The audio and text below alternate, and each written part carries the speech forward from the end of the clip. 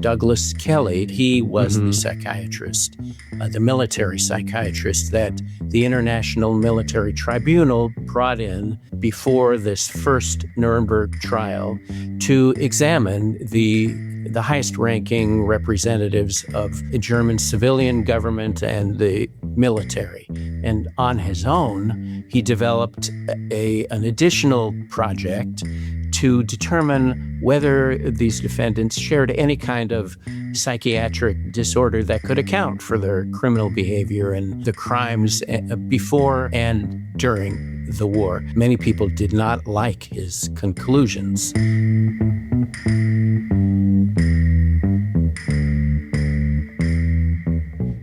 Welcome back, everyone. Today is a bit of a special treat for me. I'm obviously super interested in psychology and psychiatry. That's why I have a podcast about it. But I'm also really interested in history. I rarely get to discuss history on the podcast. Today I do. I'm with the author Jack Elhai to discuss his book, The Nazi and the Psychiatrist, which you may know because it's recently been adapted and released as a feature film, Nuremberg, starring Russel Crowe. Jack, welcome. Thank you so much for coming on. Thank you, Alex, for having me here. I'm looking forward to it. To start, it would be great to just give the audience a sense of what's your previous work. What are the topics that you tend to be most interested in with your work? I have written quite a bit about the history of psychiatry. My earlier book, The Lobotomist, was a biography of Walter Freeman, a psychiatrist and neurologist who advanced and perfected, if that's the right word, the technique of lobotomy, the surgical treatment for psychiatric disorders. And I know that I tend to gravitate toward dark topics. I also like writing about people in pairs.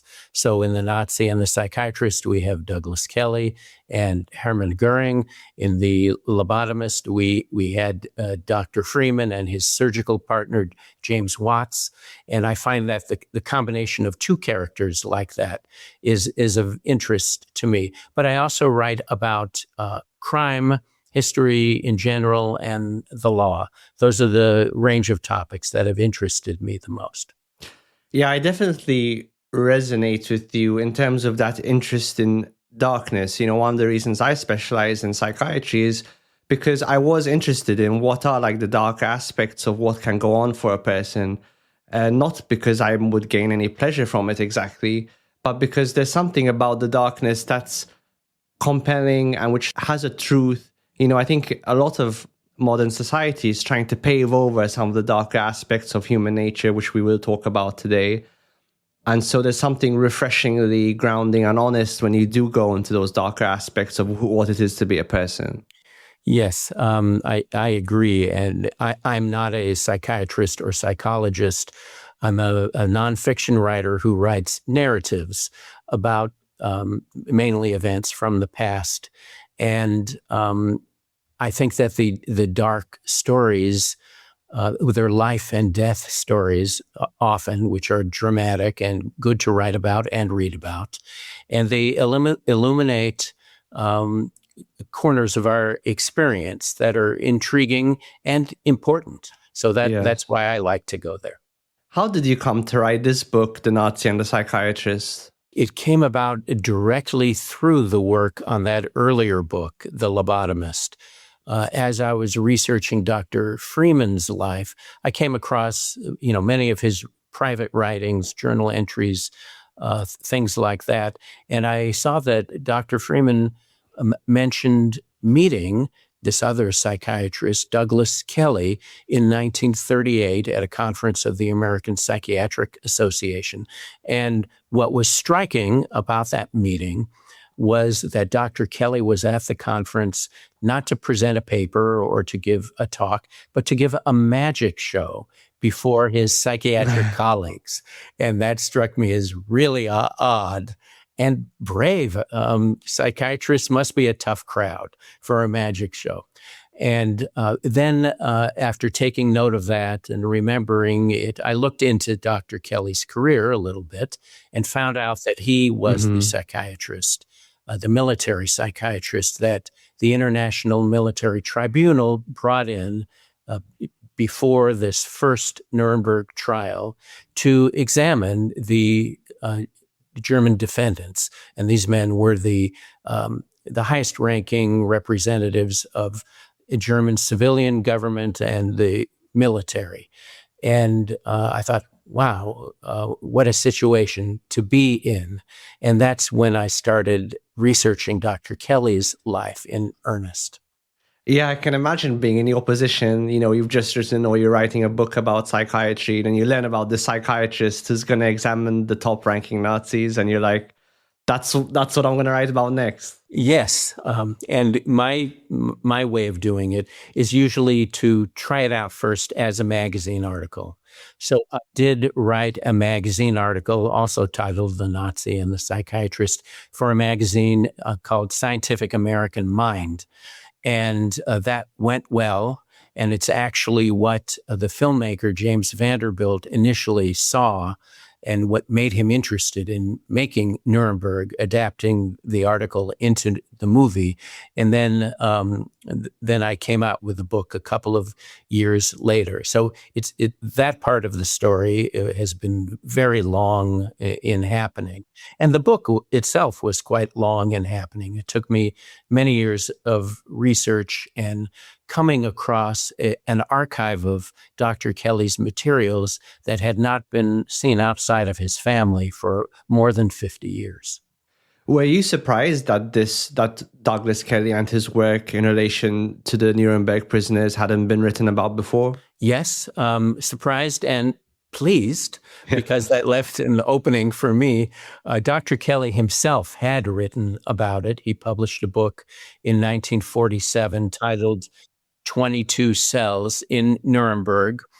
And it's a well-written book, but it doesn't really present a narrative. He takes the Nuremberg defendants that he worked with one by one and goes through what he learned about them and concluded about them. So it wasn't really a book written to please or interest large numbers of readers. So I was surprised.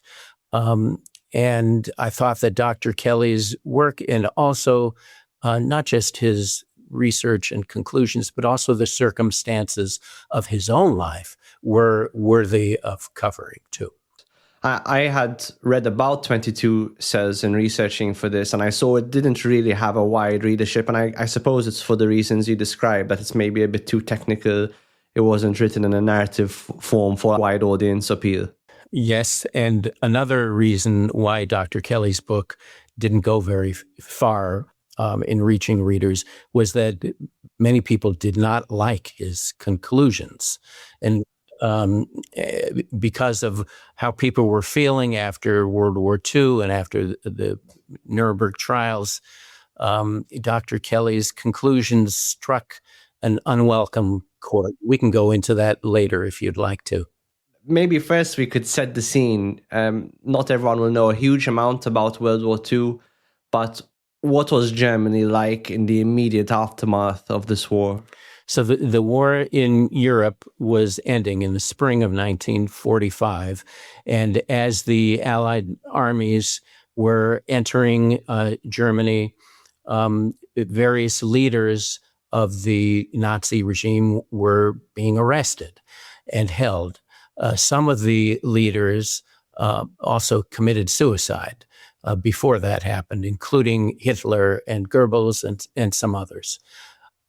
But the Allies did collect an impressive, high-ranking assortment of prisoners who would soon be defendants in the trial that was being planned that would start in the end of 1945 and go for about 10 months. And then there would be 12 other Nuremberg trials that followed into 1949. But the first trial was the one that drew the most attention from the public and the press, and that the Allies were counting on to use to present this mass of evidence that they were collecting, incriminating the German government and military in war crimes, crimes against humanity, crimes against peace, all of the things that these men were charged with. So Dr. Kelly, as it happened, was not far off, not far away at the war's end. He was working in field hospitals in Western Europe, treating soldiers who suffered from what today we would call PTSD. And he and his colleagues were quite good at it, given the little amount that was known at the time about this disorder. And so Kelly was at hand. He was highly thought of and relatively high in military rank, although he was quite young. He was only 33. And so the court asked him to come to be among the defendants to assess their mental fitness to stand trial. So to look at the legal, not the medical, definition of mental fitness, which is quite a low bar. It means that the men understand the charges against them and can participate in their own defense. And that was a relatively easy thing for someone like Dr. Kelly to take care of. And he knew how unique his position was among these men. He may have been the first military psychiatrist ever brought in among war crimes suspects. And so he wanted to make more of this opportunity. And on his own, he developed an additional project to determine whether these defendants shared any kind of psychiatric disorder that could account for their criminal behavior and the crimes before and during the war. So that's what he set out to do. That was under the radar. He didn't. Yeah, so his superiors didn't know about that? Not initially, no. And do you think it was a foregone conclusion that trials were going to take place? Or, in your view, could it have been that the Allies might have circumvented trials in favor of just a swift imprisonment or execution? That was a topic of a lot of discussion before the trial started. And some of the Allies were not in favor of conducting a trial. They thought it would be just a pulpit for the Germans to spew their propaganda. But some others thought it was that lining these men up before a wall and shooting them would present a lost opportunity to show the public what the evidence was against them, and might also create martyrs out of them that might enable the rise of a similar authoritarian movement in the years to come. So fortunately, the Allies advocating for a trial did prevail, and I think it worked pretty much as they hoped, that the evidence presented did convince the public, I should say the publics, because this was a worldwide audience, that these men were uniquely criminal and guilty. And not all of them, some were acquitted, but most were found guilty. And that the trial, it was imperfect. There were flaws in how it was conducted, but it was not a kangaroo court or a show trial in the sense that such trials had been before. What efforts did they make to make it not a kangaroo court, not a show trial? How could they evidence that? All of the defendants were given the opportunity to engage their own defense lawyers and to mount a defense, and they did. A big part of the movie Nuremberg concerns Hermann Goering's defense. Goering was the highest ranking of the defendants. He was, for almost all of World War II, Hitler's designated successor. And so a very intelligent and shrewd man also. And so he mounted a defense that tried to cast the atrocities and war crimes as expressions of patriotism and nationalism, national pride. And other defendants had various other defenses. But the main difference was they could present a defense, and it was not a foregone conclusion that they would be convicted. And indeed, 3 of the defendants were acquitted.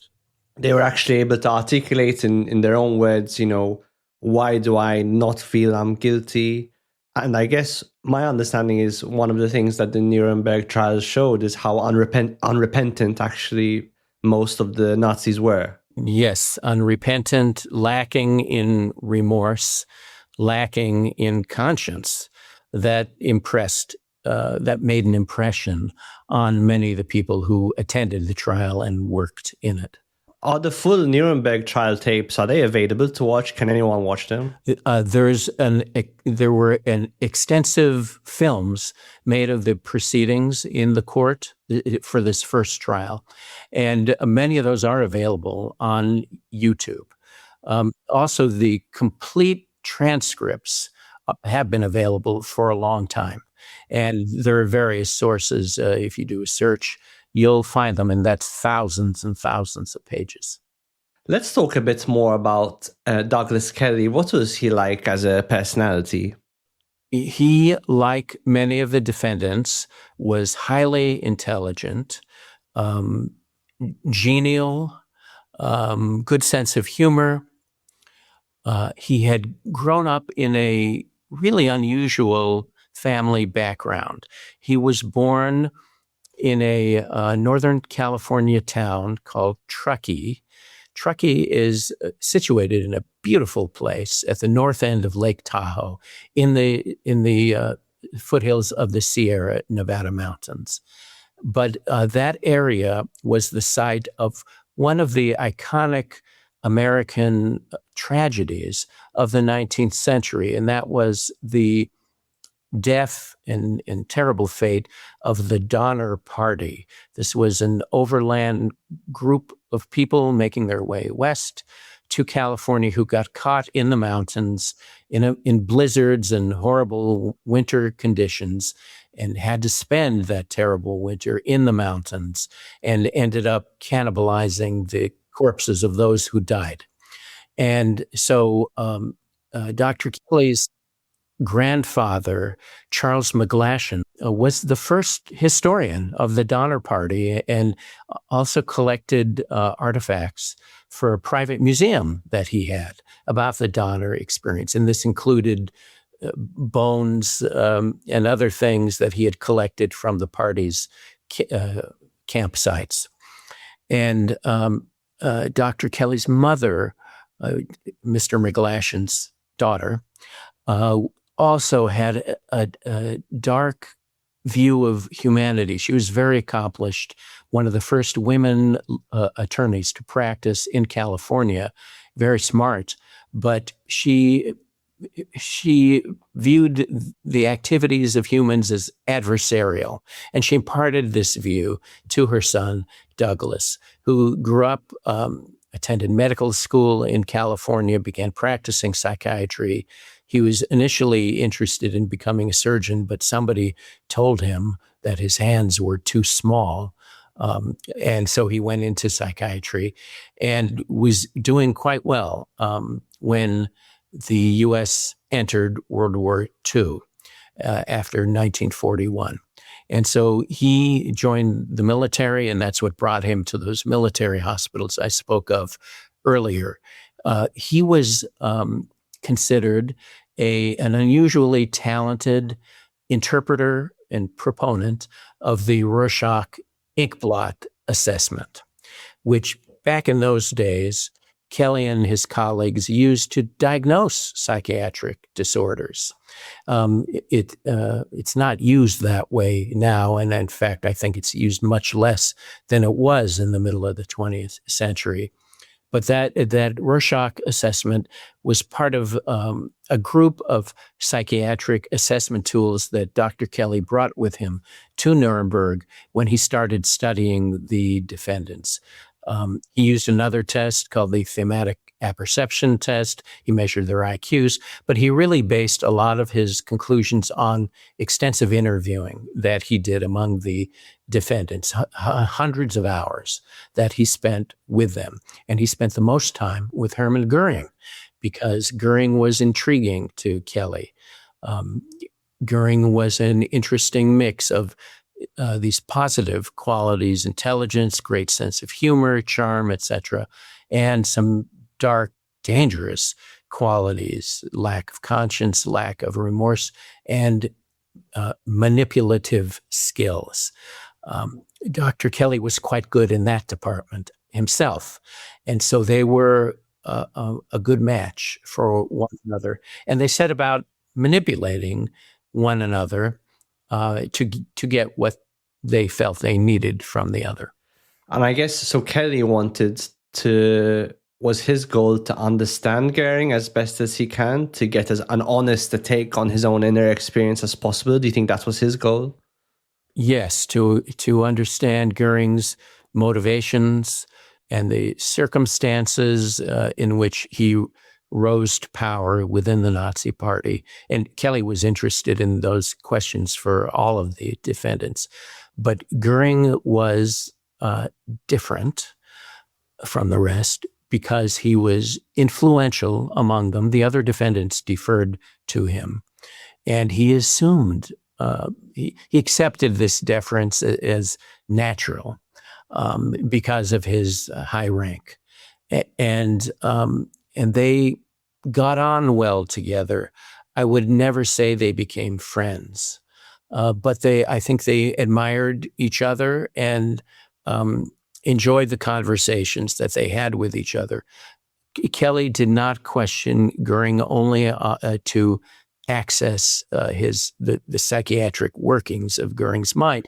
He also asked Goering a lot of questions about things that happened during the war, and why Goering, for instance, thought so little of breaking treaties that Germany had made with other countries, that kind of thing. And so their conversations were wide-ranging and allowed Kelly to come to the conclusions that he did. When you read 22 Cells, do you get the sense that Kelly had a particular hypothesis? Did he have a hypothesis in mind about the Nazis, that perhaps they were uniquely evil or had some sort of disorder or condition which predisposed them to acting in the way that they did? I think he came into his time with the defendants hypothesizing or believing that they probably shared a common disorder that accounted for what they did. His studies of them, though, convinced him that that was not the case, that these men did not share what he called a Nazi virus.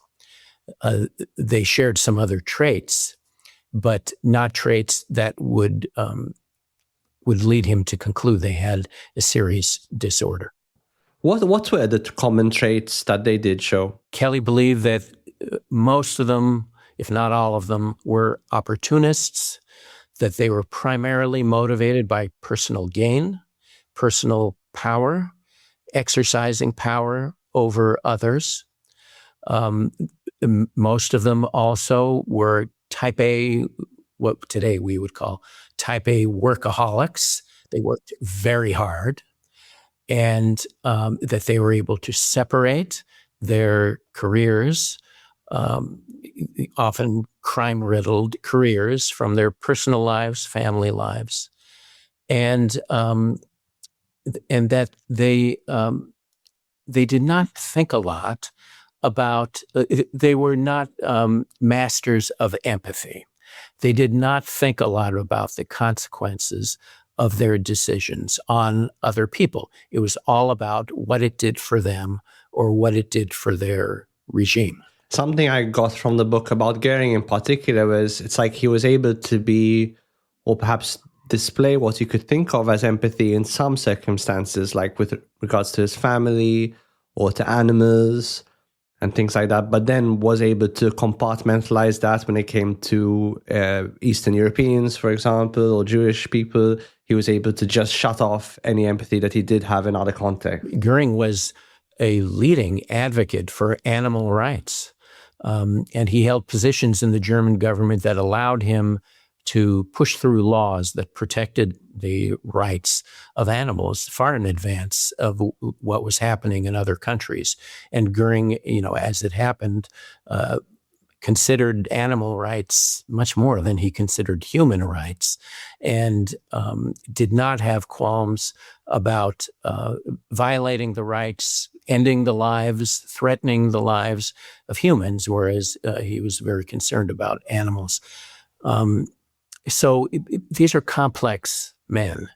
And Kelly began moving away from thinking of them as monsters, as evil people, and instead began thinking of them as men who were basically within the normal range of mental health, personality, and which was frightening to him, because that meant that people within that normal range were capable of doing what the German leaders had done. And it led Kelly to make a leap in thought that if they're normal, that means there must be others like them around us, living among us now and always. And this concerned Kelly a great deal. It means, I guess, his conclusions mean to some extent the Nazi problem isn't something that can be just laid at their feet. It's a human problem that we all need to think about and account for and be aware of. We're all vulnerable under the right context to going down this very, very dark path. Yes, he insisted that fascism, authoritarianism was not a German thing. It was not an Italian or Japanese thing. It was as you said, a human thing. And I don't think Kelly believed that all of us are capable of such evils, but he did believe that there are a substantial number of people around us who are. I also don't think that had he heard the expression, the banality of evil, it came some years after he was doing all this, but had he heard that, I don't think he would have agreed with it necessarily. Hannah Arendt coined that term to describe people like Adolf Eichmann, who were quite colorless, murderous paper pushers, functionaries. But the men that Goering was dealing with were not colorless. They were not functionaries. They were leaders. They were people giving orders. And many of them, like Goering, were quite colorful and unforgettable in their personality traits.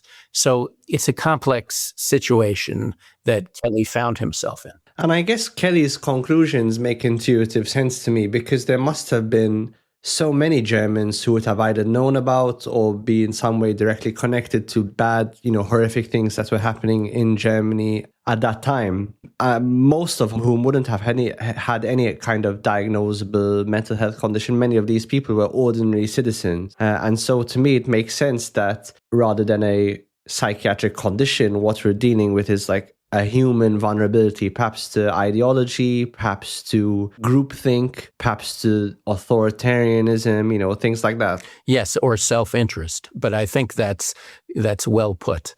That is what Kelly came to believe. And if I'm not mistaken, weren't the Milgram experiments also designed to try and understand how it was that the Germans could do what they do at that time? For those who don't know, the Milgram experiment, you can look it up on YouTube, is about a psychological subject being told to administer electric shocks to someone behind the screen. Obviously, unbeknownst to them, there's no one really behind the screen, or they're an actor. And most subjects will continue to administer electric shocks as long as the authority behind them tells them to continue doing so. I'm not actually sure how well that experiment is replicated, but if I'm not mistaken, that's why that experiment was designed in the first place, was just to prove this. Yes, and if Dr. Kelly had had the chance to examine followers rather than leaders, I think he would have been very interested in that. But as it happened, he because of his circumstances and who he was working with in the prison, he was only connecting with and studying the leaders, the people giving the orders, not the people following the orders. But I think he would have found studies like the Milgram experiments very interesting. Did Kelly get in trouble after the Nuremberg trials for kind of going above and beyond what he was officially tasked with doing in terms of trying to collect information about the Nazi psychological profiles as opposed to just making sure they were fit to stand trial? Surprisingly, no, he did not get in trouble for that. What he did get in trouble for was in passing information about the defendants to reporters who were in Nuremberg covering the trial. So he was scolded for doing that, but aside from that, his time in Nuremberg was quite trouble-free, and he left and returned to the States in January 1946 in good standing. He was honorably discharged. He even received a promotion in rank just before his discharge. So the fact that he undertook this study on his own and took with him, when he left Nuremberg, boxes and boxes of materials that may have belonged to the court or to the military, or even to a colleague of his in Nuremberg, Gustav Gilbert, who was a PhD psychologist, also doing similar studies. That never really caught up with him or caused him any trouble. 1946 was a different time. I feel like he could get away with so much more back then. Yes, and that's a great point, because one way in which it was a very different time was that Kelly was in Nuremberg working for several different masters, and these caused him confusion at times and ethical quandaries. So he was there as a physician. He was treating the defendants for medical problems at times. So were they his patients? Was he bound to them in the same way that he was bound to his patients at home? But he was also an officer in the U.S. Army, so he had military responsibilities. He was there at the behest of the court. He had responsibilities to the court. And then finally, towards the end of his stay, he began passing along information from his interviews with the defendants to the prosecution. So he had forged a bond with the prosecution. So all kinds of duties pulling him in different directions. And I think had he followed this course today, he would have gotten into a lot of trouble. But there were no precedents then, and I don't blame him too much for his confusion. What happens then to Kelly after the war? Kelly returned to the U.S. in 1946 with his views on politics and authoritarianism much changed. So when he came back to the U.S., he saw the U.S. quite differently than he did when he had left. For instance, he looked at the politics and government in the southern states of the U.S. and saw these segregationist politicians, people who were denying voting rights to Black citizens, people who were using propaganda to manipulate the electorate, people who were politicians who were making it more difficult for everyone to vote. And he saw echoes of what he had learned about the Nazis in Germany. And he came to the belief that authoritarianism not only was possible in the U.S., but it had happened, and would be inevitable that it would spread to other areas of the country. So he began issuing these warnings about that, gave a lot of public talks, was interviewed in newspapers and magazines. But professionally, he was quite shook up also, because his experiences with the defendants taught him, in his interpretation, that psychiatry couldn't account for the behavior of these men.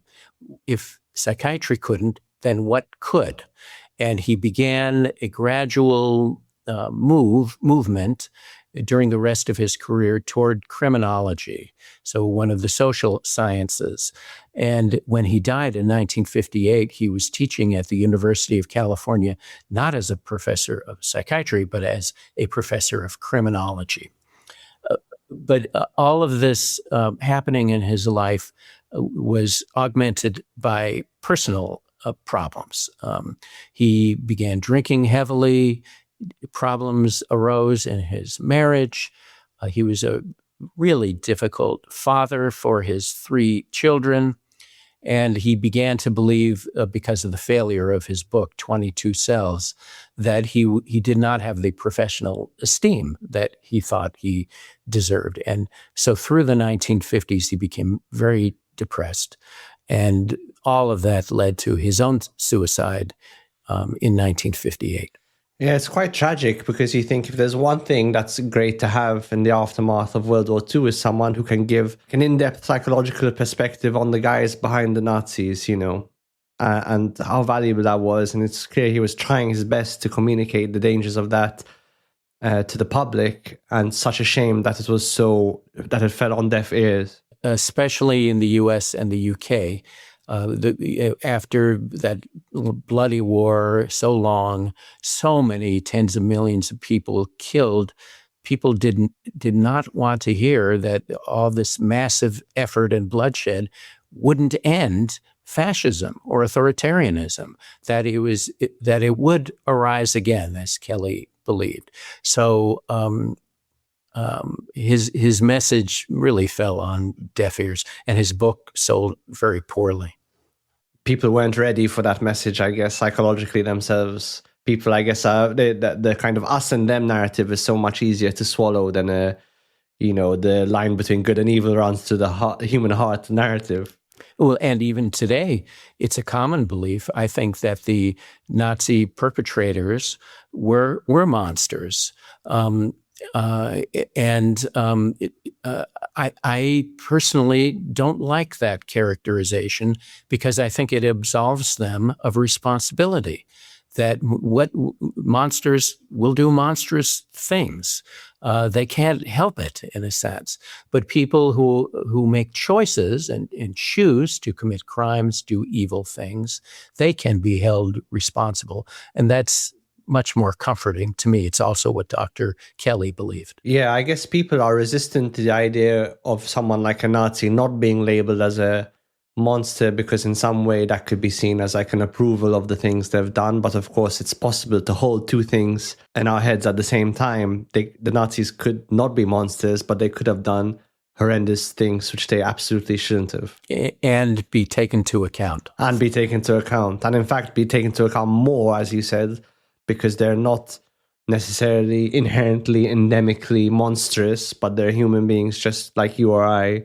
And I think a few more books have been published kind of along this theme. I guess Ordinary Men is the one that comes to mind.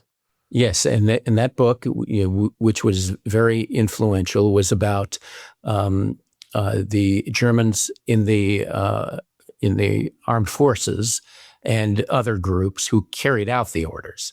And, questioning why did they do things that were contrary to their upbringing, religious beliefs, ethics, all of that. What was it like when the book was released for you? I believe that was in 2013, right? And what was the reception to the book at the time? Yeah, this is very interesting to me. And it's amazing how different 2013 was from what we have now. So when I published the book in 2013, I saw far-right extremism, authoritarianist beliefs as being on the fringes of political discourse in my country and in most other countries.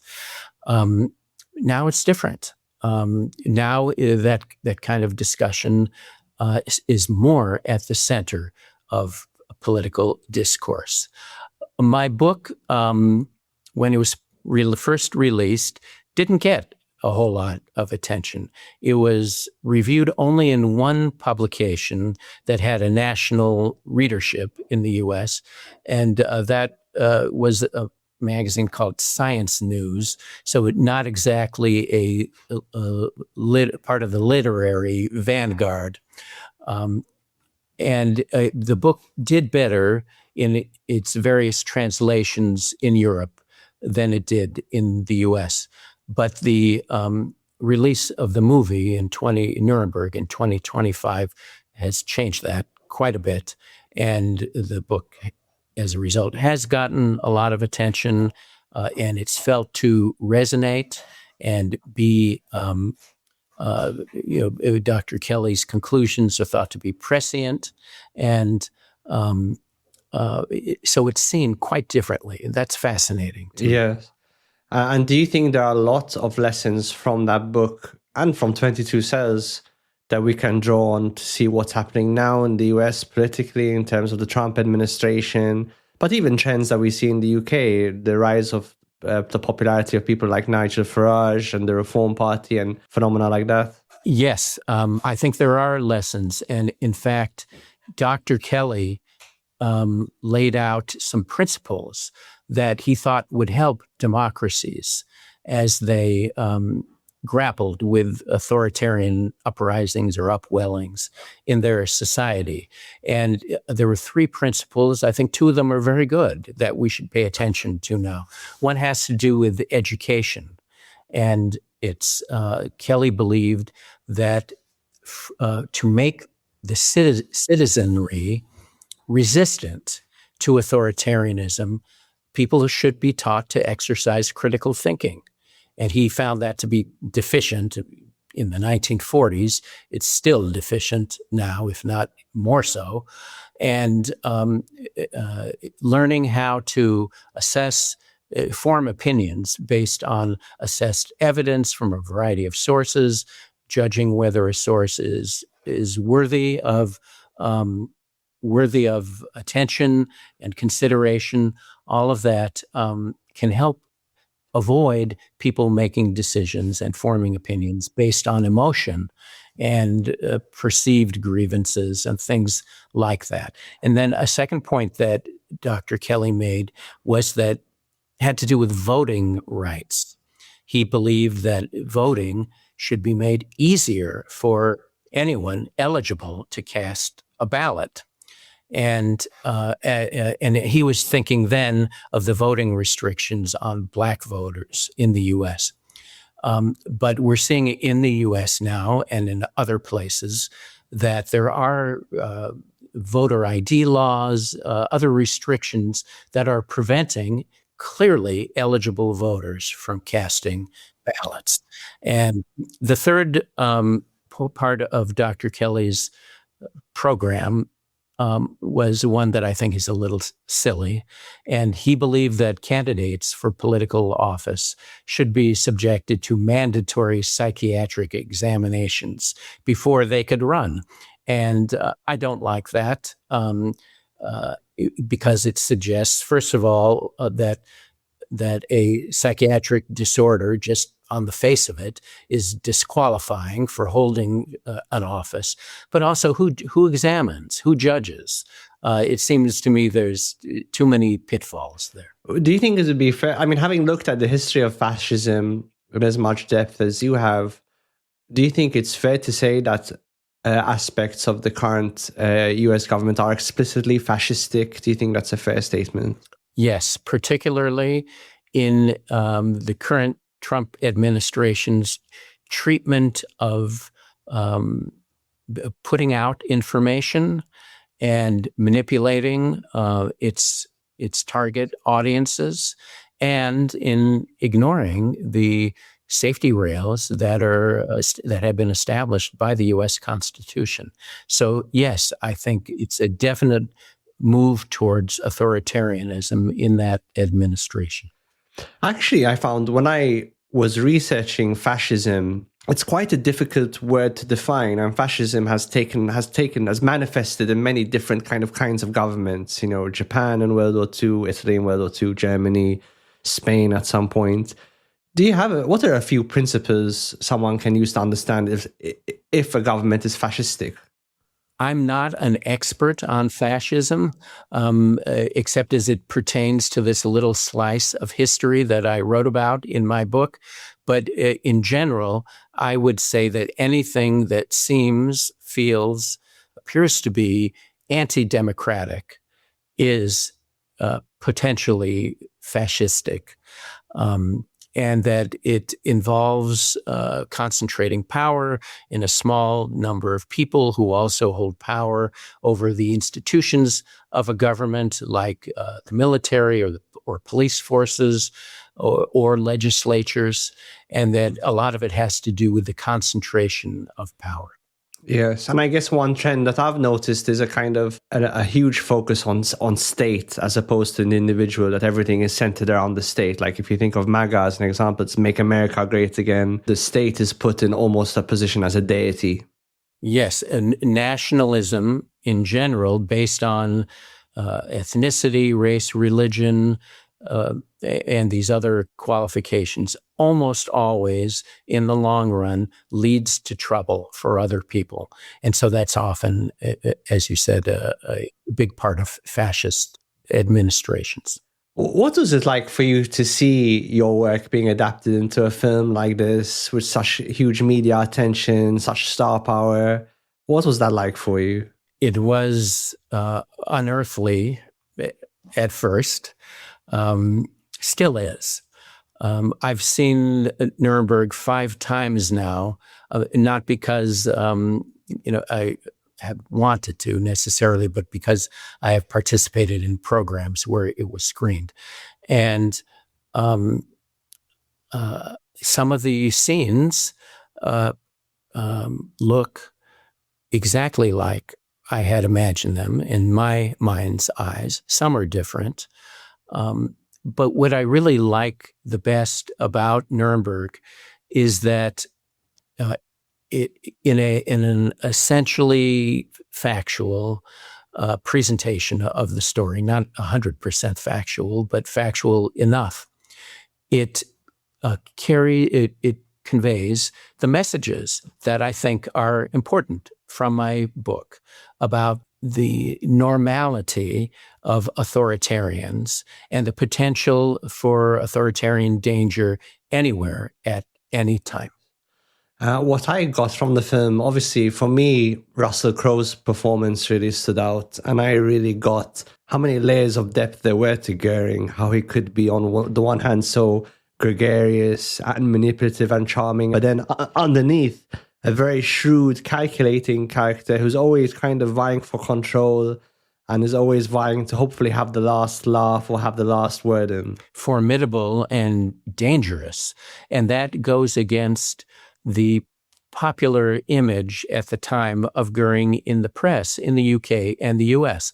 And the press at that time portrayed him clownishly, as a man who loved to dress up in fancy uniforms and wear all kinds of medals on his chest, and he on his estate in Germany had wild animals prowling the grounds. The press made a lot of fun of Goering and of Hitler as well, right? Much. Well, Hitler was parodied a lot, and I don't think the press in the U.S. and the U.K. could really understand what the attraction was to Hitler. In fact, this is something that Kelly asked Goering. What was that all about? Why revere this man so much who had failed in other endeavors earlier in his life? And Goering's answer, it's in the film, is that Hitler made us feel German again, which I think is astute and gets right to it. Gets right to that point we were talking about earlier, that people have certain needs and we all have kind of the same needs. So like the need to belong or the need to feel significant or the need to feel okay in some sense psychologically. And sometimes human beings go down the dark paths in order to meet those needs. So if there's one thing that's definitely universal, it's the needs that we have that we all share. And if someone can sufficiently tap into those needs to achieve whatever their own outcomes are, even if they're cruel, sadistic, and a net negative, people can still be swept up in a movement like that. That's the definition of manipulation, right? We have a lot of people who listen who are interested in embarking on a creative career. You know, a lot of our listeners want to write or start a podcast or something like that. And I'm wondering if you have any advice for listeners who are thinking of trying to embark on a creative career. Two things come to mind. One is that I think it's important to follow your own true interests and not what you think may be the interests of other people or of the reading public. Trying, for instance, to write a bestseller is an exercise in futility because it takes 2 or 3 years to write a book. Nobody knows what the environment will be like then. So that's one thing. And then, at least in writing, I think the value and importance of writing talent is much overstated. That there are many brilliant writers who don't accomplish what they want to because they don't have the stamina and persistence and stubbornness to see it through. So, for instance, this story that we've been talking about, the Nazi and the Psychiatrist, took many, many years to develop. All of my stories took years and years, and I stayed with it because it was interesting to me and seemed important to me. And of course, I hoped it would to other people, but I wasn't basing my efforts on what I thought the audience would come away with or believe from it. When I've studied like the history of different writers, it seems like they fall into broadly two camps. There are writers who seem to have a very rigid process. They need to be by themselves. They need to write at a certain time of day. Everything needs to be just so. And then there seem to be some writers who are like, it's not about any of that. You just show up and get the work done. Right. Do you have a specific process that you follow? I think I'm probably somewhere in between those two because I don't have a regimented routine. I generally like to write in the morning, but it doesn't always happen that way. But where I am regimented is in my information gathering process. So writing narrative nonfiction, as I do, there's a lot of information to wrangle and to try and get your arms around and to be able to try to be able to access when you need it. So over the years, I have developed processes for that. For when I'm researching, I use databases and I tag information in various ways. And I have a process of indexing my notes that helps me. It's time consuming, but it helps me later on when I need to find what I need to find. And then the final stage, writing, I usually try and put out close to 1,000 words a day, but sometimes it's not. And if it's not, there's usually a reason why it's not. And I try and roll with all of that. I am regimented in another sense that I work Monday through Friday, 9 to 5 pretty much. And I avoid working nights and I avoid working weekends because I like to do other things then. So for me, it helps to keep the writing life separate from the personal life. Yeah, I'm in a position where I could work whatever hours I want to now. And I really need, I find, you come out of a 9 to 5 structure and you think, wow, I can work whenever I want. It's so great. But then you just end up working all the time. And it's really lovely to have like a 5-day a week. Actually, there's a reason why there's a Monday to Friday structure with a weekend. There was some thought behind that. And many people who work for themselves, I wonder if you fall into this category, are harder taskmasters of themselves than any boss would have been when they had an employer. Arguably. I think the only improvement, though, is at least you're trying to achieve your own goals as opposed to the ends of someone else, which, as we've talked about today, can even lead into very dark directions. Yes. Jack, it's been so lovely having you on. Where can people go to find out more about your work? Well, the best place is my website. It's elhai.com. That's el-hai.com. And people, if they want, can also find me on social media, on Blue Sky X and Instagram. And I'm active on those. So any of those places. Wonderful. And is there anything you're working on now that you'd care to share? I have a new book that will be coming out later this year in October. It's titled The Case of the Autographed Corpse, and it's a historical true crime book about injustices on Apache Indian reservations in the U.S. Southwest in the middle years of the 20th century, focusing on an Apache medicine man who was wrongfully convicted of murdering his wife in the 1930s. Oh, wow. Amazing. Okay, so we'll keep a lookout for that. Jack, thank you so much for joining me today. Oh, I enjoyed it, Alex. Thank you.